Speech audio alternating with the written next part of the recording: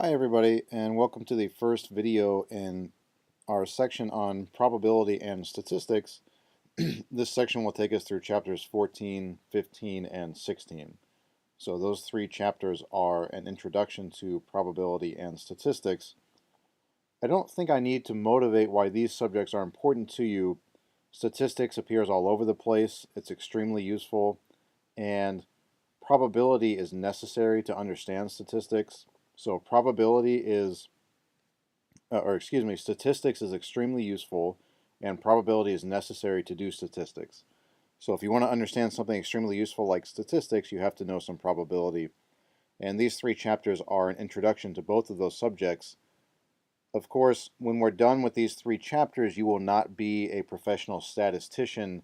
You won't be running your own studies or anything, of course, right? This is a basic introduction. But the idea is to get you somewhat fluent in the language of statistics. So at the very least, when you see claims being made on the news, you can parse through whether or not what the person is saying even makes sense. So we start our discussion with statistics with section 14.1 on enumeration. And enumeration is simply a fancy word for counting. So how do you count things? And so counting, of course, in general is sort of an easy thing to do, right? 6-year-olds do it. But here are some sample questions that this section will try to answer. Suppose you want to count the number of people in Dallas with type A blood. How would you count something like that? There are something like 3 or 4 million people that live in Dallas, or the greater Dallas area. How would you count the number of people that have that blood type? You know, maybe you're an epidemiologist who needs more type A blood in your blood bank, or whatever, right? You need to answer this question. How do you count the number of striped bass in a large lake? Perhaps you're interested in population control, right? Perhaps you're a conservationist or whatever, and striped bass have gotten out of control. How would you count the number of striped bass in a particular body of water? And maybe you're an economist who wants to know about the number of people in poverty in Texas. How would you count populations like this? That's what this section tries to answer. But first, let's start with some terminology. So the first key word here is population. So the population is used to describe the individuals that you're trying to count. The individuals can be people, animals, plants, objects, etc. Right? It can be anything. It's just a catch-all term. So a population is well defined when we can determine if the individuals belong to the given population, if whether or not they should be counted. If we can determine something like that, the population is well defined. And we're going to use a capital N to denote the number of individuals in the population. So capital N is the size of the population. So intuitively, the word population is simply a catch-all term for the people or objects that you're interested in. So in these three motivational examples here, the population is the number of people in Dallas with type A blood.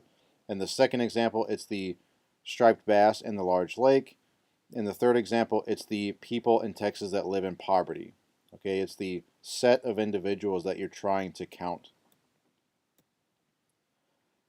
Okay, if you actually want to count populations like what we've been describing, it can be very difficult, right? And extremely impractical. So we're going to need some sort of estimation tool that will maybe not give us an exact answer, but gives us something close enough that we don't need an exact answer. So just to make this point clear, if you want to count the number of people in Dallas with type A blood, one thing you could do is take blood samples from all 5 million people in Dallas and compute their blood type, and then just count the number of people with type A blood. That's something you could do if you had time and resources beyond what anybody actually has, right? This is not practical. With the second question, you could catch all of the fish in that lake and just count the number of striped bass, right? You could like drain the lake and just count all the fish on the floor that are now dead, right? But at least you would have your answer. In question 3, I suppose you could answer this if you could get your hands on the tax returns of every single person that lives in Texas, but that generally is extremely difficult to do. So otherwise, I suppose you can go door to door and ask people what their incomes are, right? All whatever 30 million people that live in Texas. Okay, so my point is that if you actually want to answer all of these questions and get an exact answer, it's extremely difficult and not practical. So that's why we need estimation tools. Okay, so we're going to talk about two methods for doing this. One is called the capture-recapture method, and one is called one sample estimation. So we're going to talk about two different ways of answering those questions. So here's some more terminology before we do that. A survey is a data collection strategy that uses a sample to draw inferences about a population. So we're going to be doing this quite a bit. Again, if you think about the number of people in Texas that live in poverty, there might be millions of those people, right? And so you might want to just take a sample of them to draw inferences about the overall population rather than studying the entire population. A sample is a subset of the population chosen to be providers of information in a survey, right? So you don't talk to everybody in the population, you only talk to a select sample. Sampling is the act of taking a sample. A statistic is a numerical estimate of some measurable characteristic of a population that you get from a sample. Okay, and since you're getting it from a sample, that means that statistics are usually estimates. So they're not usually exact values, but they're trying to get you close to the exact value. The exact value itself is called a parameter. It's the true measurement of some characteristic of a population, and usually it's unknown. The reason that we even take statistics in the first place is because we don't know the parameters. If we knew the parameters, there would be no need to take a sample, there would be no need to compute statistics. So if you are God and you can just in a split second count the number of people in Texas that live in poverty, you wouldn't need to take a sample to try to count that population. Okay, so that's where the word statistic comes from. So the first counting method we'll talk about is called one sample estimation. So here's a type A blood question. You have maybe a small town, right, 25,000 people. You have a population of that many and you want to know how many of them have type A blood. How would you estimate this? Again, one thing you might do is take blood samples from all 25,000 of those people. That is not practical, and it's not something you can afford to do, most likely. So what we do is we'll just take a random sample of 400 people from those 25,000. Let's suppose, for the sake of this example, that 135 of them have type A blood. That means that 33.75% of the sample have type A blood. So 135 out of 400 people have type A blood. That means that approximately a third have type A blood. So a reasonable assumption to make, as long as this sample was chosen randomly, or at least you didn't choose the sample stupidly, right? This sample is representative. A reasonable assumption to make is that approximately a third of the overall population has type A blood.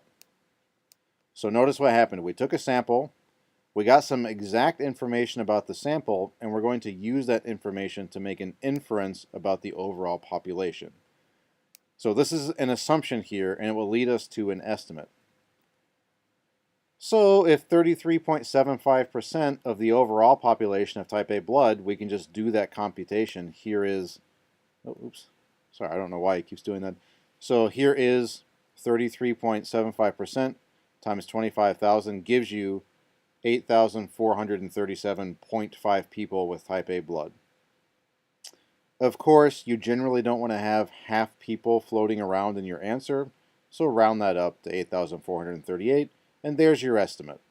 You now have an in-value estimate.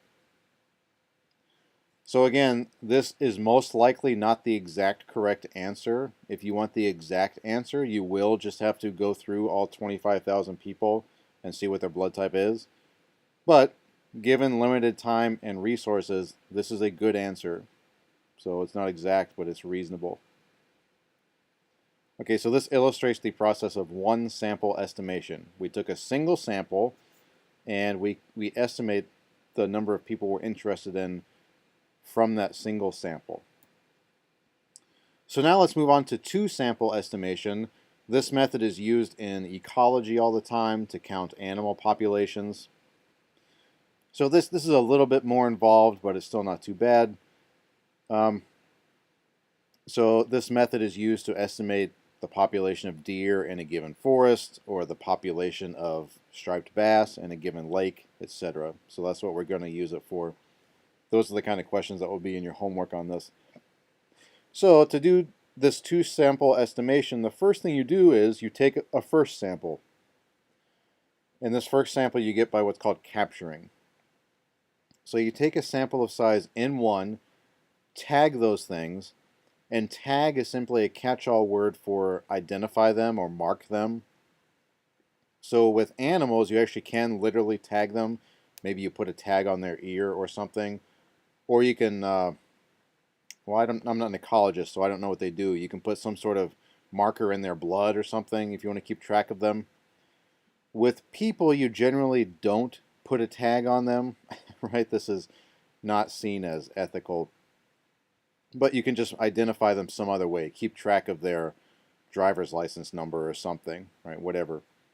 So you mark these things, and then you release them back into the general population. And then in step 2, you recapture. You take another sample. So you let some time expire and take a new sample of size N2 and take an exact head count of the marked individuals. So you're going to count the number of individuals in the new sample that were also in the first sample and call that number K. So this might look strange here, but we'll talk through this in a second. If you want to estimate the N value of the population you're interested in, all you have to do is take the size of the first sample times the size of the second sample and divide by that K value, the number of individuals in the second sample that were also in the first sample. So let's see how this goes. The capture-recapture method is based on the assumption that both the captured and recaptured samples are representative of the entire population. You have to make this assumption to get things going.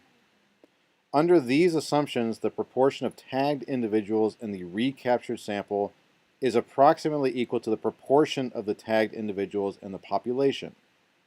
So what is that saying? It's saying that the fraction or ratio K divided by N2 is approximately equal to the ratio N1 divided by N. So what you're doing is you're saying that K divided by N2 equals N1 divided by N. You can solve that for N to get this value, that capital N equals little n1 times little n2 divided by K. So we're going to do an example in a second, but what this is saying is saying that the fraction of first sample individuals in the second sample is equal to the fraction of just individuals in the population you care about divided by the total population.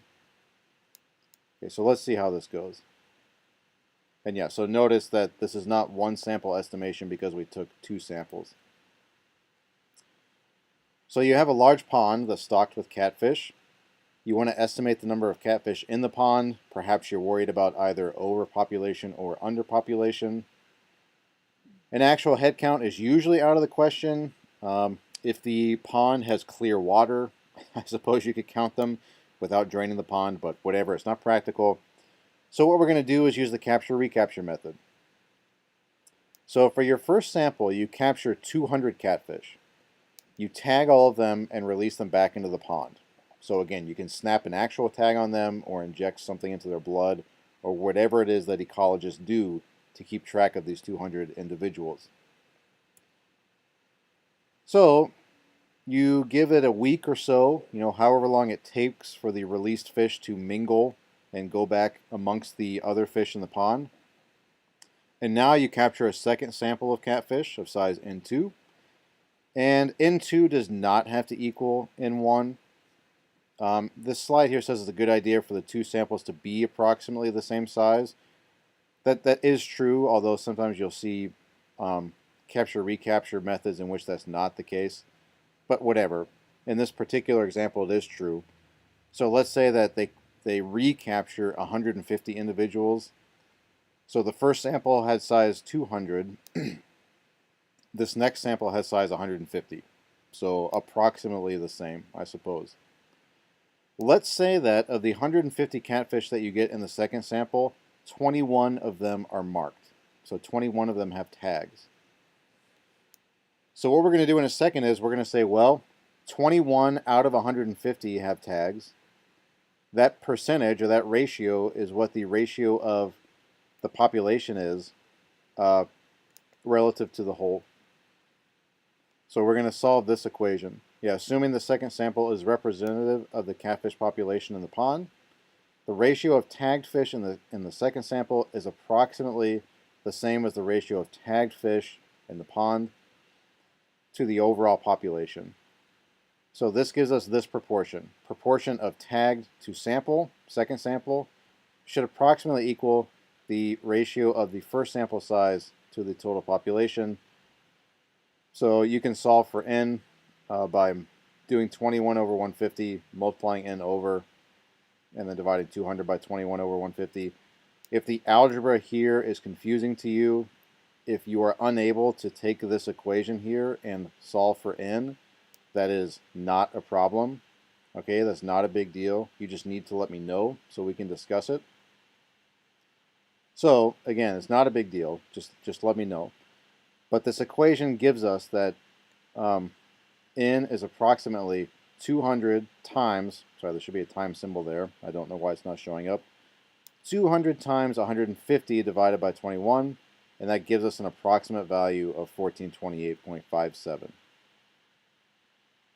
Okay, so the conclusion of this example is that just like with our one sample estimation, you cannot have fractional fish. That doesn't make sense. So just round that to 1429. And there's your estimate for how many catfish are in the pond. Okay, so again, there most likely is not exactly 1429 catfish in the pond. This is just an estimate, and it's the best we can do short of doing a total head count. And that's all I have to say on that section.